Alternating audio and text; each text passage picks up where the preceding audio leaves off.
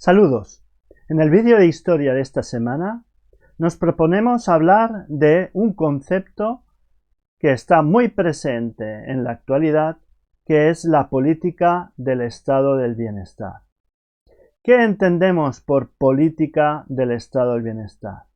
Pues bien, diríamos que la política del estado del bienestar, por un lado, es la política que llevan a cabo esos gobiernos que por una parte defienden los derechos civiles, los derechos que fueron de algún modo liderados por los movimientos liberales de los siglos XVIII y XIX, los derechos de voto, el derecho a la libertad, el derecho a la empresa, el derecho a la manifestación, el derecho al culto, el derecho de reunión, todo lo que podemos denominar derechos individuales, derechos de las personas, que por ello los asignamos a los movimientos liberales. Pues bien, la política del estado del bienestar, además de defender todos estos derechos individuales, los derechos civiles, también defiende los derechos sociales.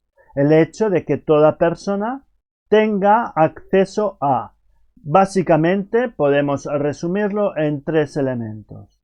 El derecho a la seguridad social, o sea, prestaciones económicas en caso de necesidad por pérdida de trabajo, por jubilación, por baja laboral, por cualquier motivo que le imposibilite el hecho de poder obtener rentas suficientes para su sustento y el de su familia, la seguridad social le va a otorgar esas prestaciones. El segundo derecho sería el derecho a la educación. Todas las personas tienen el derecho a formarse, a aprender, a crecer intelectualmente y poder llegar a desarrollar todo su potencial racional. El derecho a la educación es un principio básico de los estados de bienestar. Se entiende como una educación pública y gratuita. Y por último tendríamos el derecho a la sanidad. Toda persona tiene derecho a servicios sanitarios que le preserven la salud y el Estado tiene que garantizar esa sanidad también pública y gratuita. Es por eso que estos principios sociales, que podemos resumir en los principios del bienestar en cuanto a seguridad social, educación y sanidad, son los principios que todo gobierno que sea presuntamente defensor del estado de bienestar tiene que asegurar a toda su población.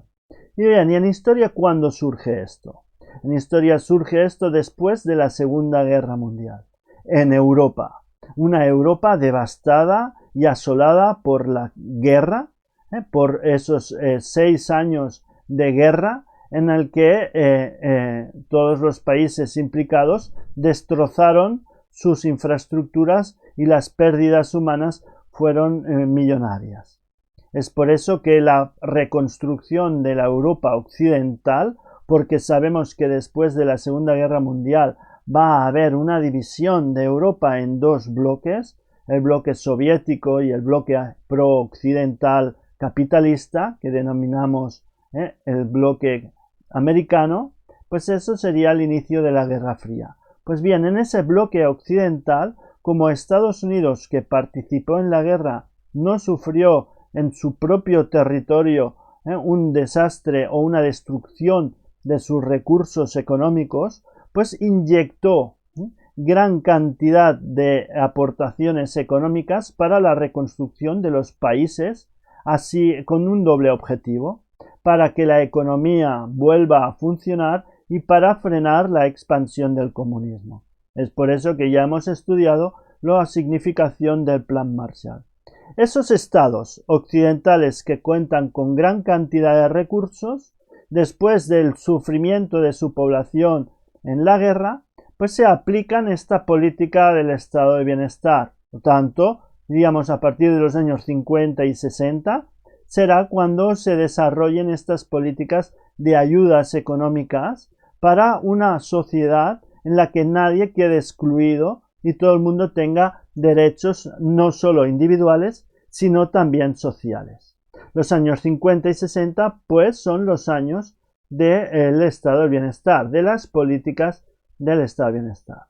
Pues bien, ese estado del bienestar viene a entrar en crisis en la década de los años 70. Los años 70 entrarán en crisis sobre todo por la crisis económica del capitalismo derivada de las crisis del petróleo. En el año 73 y en el año 79 el precio del crudo se dispara.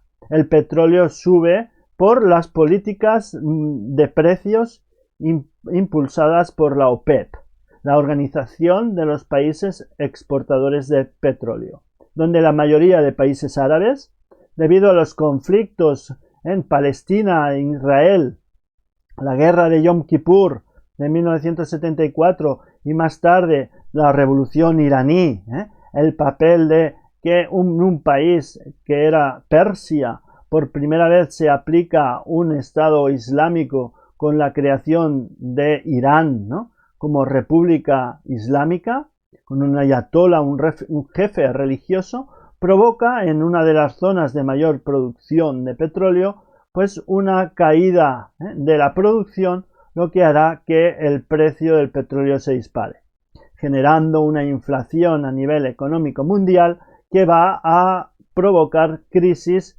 y problemas en los estados occidentales que aplican las políticas del estado de bienestar. Así esas ayudas, esas inversiones en educación, esas inversiones en sanidad, verán que no cuentan con los recursos suficientes y se inician periodos de déficits públicos, o sea que el Estado gasta más de lo que ingresa, y de deuda pública, quiere decir que los estados se endeudan con los organismos financieros internacionales. Esta situación de crisis que arrastrará toda la década de los años 70, a partir de los años 80 y de la mano sobre todo del presidente de Estados Unidos Ronald Reagan y de la primer ministro británica Margaret Thatcher, darán un viraje a la política retomando el liberalismo, ahora denominado neoliberalismo, en el que intentarán impulsar de nuevo un sistema capitalista de alcance internacional y mundial. ¿Cómo? Pues por un lado no apoyando a los sectores sociales, no invirtiendo en políticas de bienestar social, y por el otro lado favoreciendo la desregularización de los mercados, o sea, la apertura de las fronteras de los mercados, la libertad de empresa de nuevo, que las empresas puedan instalarse allí donde lo deseen, deslocalizando sus factores de producción, estableciendo relaciones económicas y comerciales con otros países y así creando un mercado de alcance mundial. Será el inicio de lo que hoy entendemos como la globalización.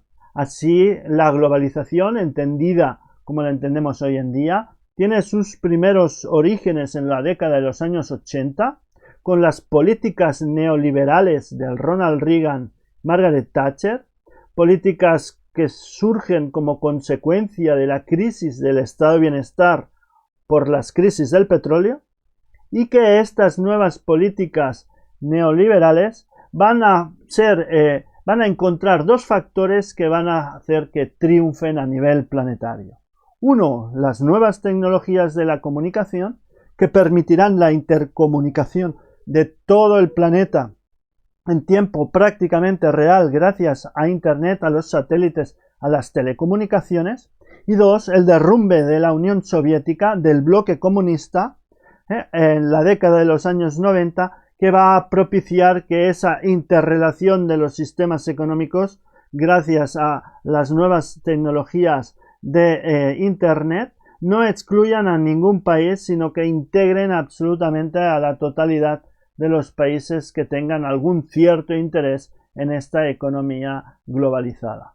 Sí, en la década de los años 90 tendremos ya el gran desarrollo del neoliberalismo con la globalización. ¿Hasta cuándo? Hasta la crisis financiera de 2008, la crisis iniciada con Lehman Brothers, que va a provocar precisamente una nueva crisis económica mundial, en este caso como consecuencia de esa globalización del sector financiero que va a especular iba a provocar una burbuja financiera que explotará y va a hacer que las economías tengan que partir básicamente de nuevo de cero.